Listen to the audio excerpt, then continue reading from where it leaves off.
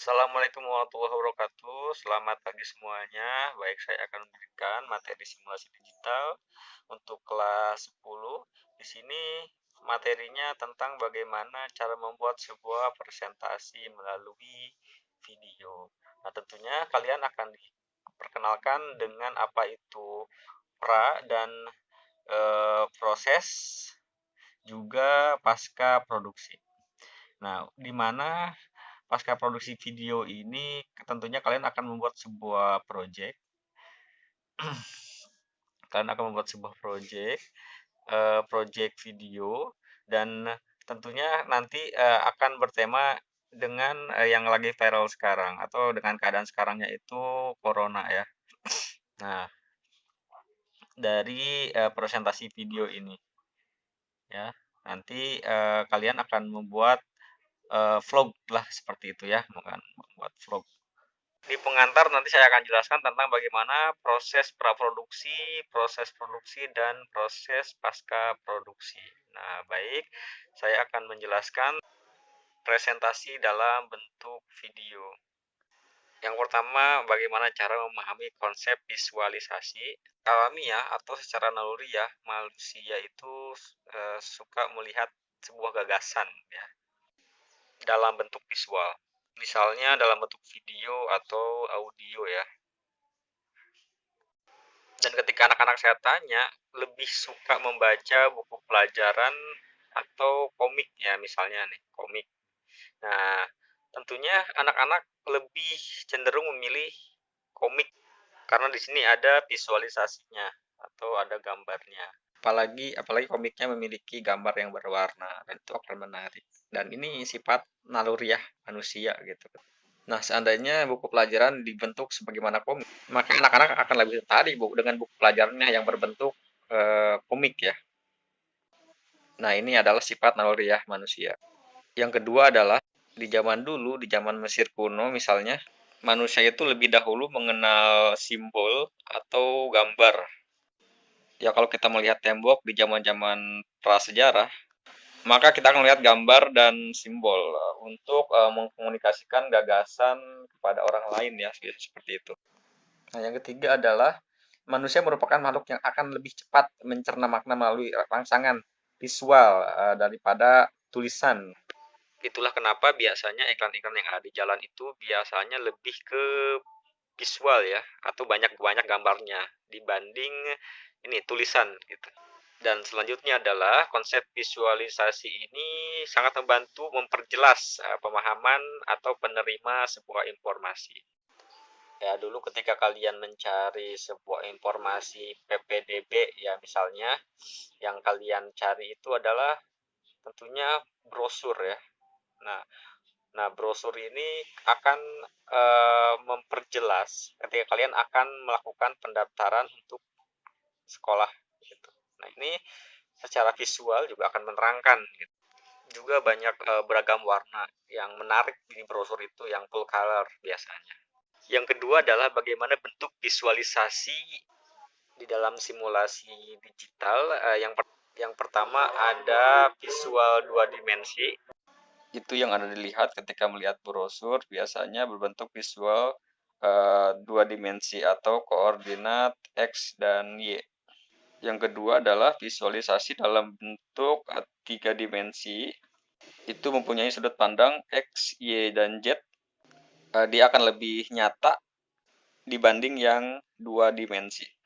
Yang ketiga adalah visualisasi statis yang tidak bergerak dalam bentuk gambar saja, seperti poster yang sering kita lihat di jalan. Ada pamflet, ada 3D still image, dan juga flyer.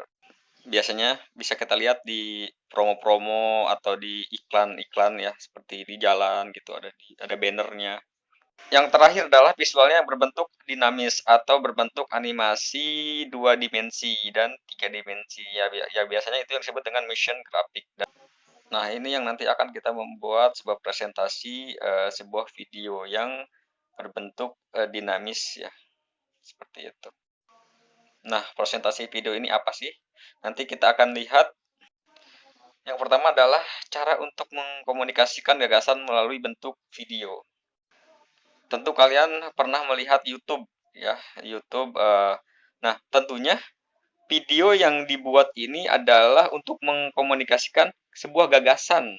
Contohnya dalam keadaan daring seperti ini, saya membuat misalkan kelasku online misalkan. Ini juga sama menyampaikan sebuah gagasan. Semisalnya anak-anak kalau misalkan saya suruh membaca buku dengan melihat video, maka lebih memilih untuk melihat video ya. Yang kedua adalah presentasi video dapat menampilkan cara kerja sebuah produk ya, proses dari pekerjaan atau proses jasa.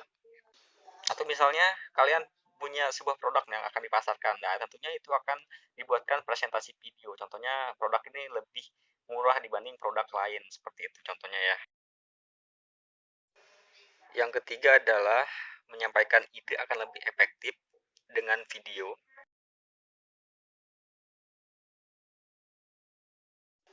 Karena di sini ada gambar yang bergerak sekaligus ada suara yang diperlukan. Ini namanya audio visual. Nah, dua hal inilah yang dimiliki oleh video. Nah, di video ini orang-orang akan lebih suka dan lebih tertarik dengan video karena dan berpengaruh ketika kita mempromosikan sebuah produk atau misalkan iklan. Nah, bagaimana ciri-ciri presentasi video? Yang pertama itu adalah mengkomunikasikan ide ya atau gagasan.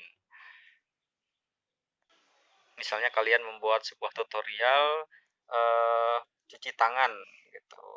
Cuci tangan karena virus misalkan. Seperti itu ya. Ketika kalian menyampaikan tutorial cuci tangan, maka kalian akan menyampaikan sebuah ide gitu ya. Gagasan di dalam bentuk video. Bagaimana cara cuci tangan yang baik ya, misalkan seperti itu. Yang kedua adalah menunjukkan solusi. Misalnya pemerintah gencar gitu sedang mengkampanyekan stay at home misalkan, tetap di rumah lah seperti itu.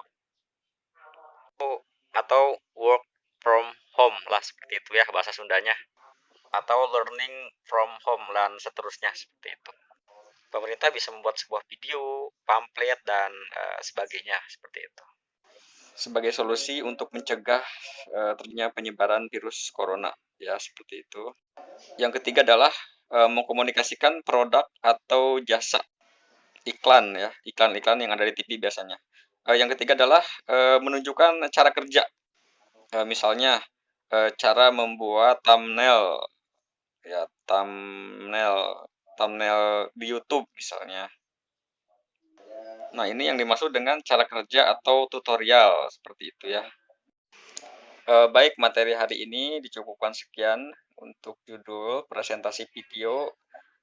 Tolong kalian nanti dibuatkan sebuah contoh presentasi video.